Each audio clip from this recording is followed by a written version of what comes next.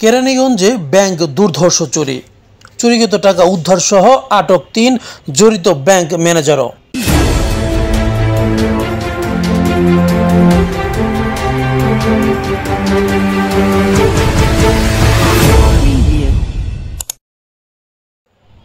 ঢাকার কেরানীগঞ্জের রোহিতপুর বোর্ডিং এলাকায় আইএফআইসি ব্যাংকে দুর্ধর্ষ চুরির ঘটনা ঘটেছে।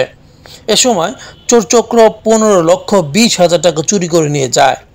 এ ঘটনায় ব্যাংকের নাইট গার্ড সহ জড়িত ৩ জনকে আটক ও চুরিকৃত টাকা উদ্ধার করেছে ঢাকা জেলা দক্ষিণ ডিবি ও কেরানীগঞ্জ মডেল থানা পুলিশ।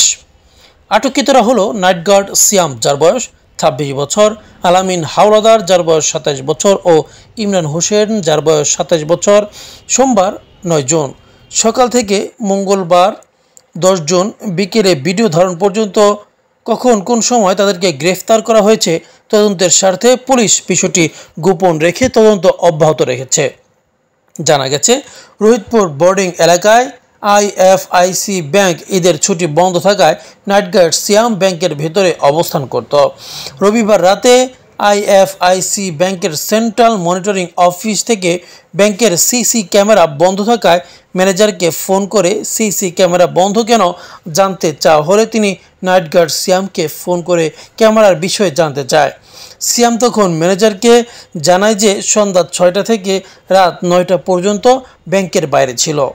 এ সময় কে বা কারা পেছনের অ্যাডজাস্ট ফ্যান ভেঙে ব্যাংকের ভিতরে ঢুকে বিদ্যুতের মেইন সুইচ বন্ধ করে বোল্ট ভেঙে টাকা পয়সা চুরি করে নিয়ে গেছে। পরবর্তীতে বিষয়টি পুলিশকে জানানো হলে পুলিশ ও ডিবি যৌথভাবে এই ঘটনার তদন্ত শুরু করে।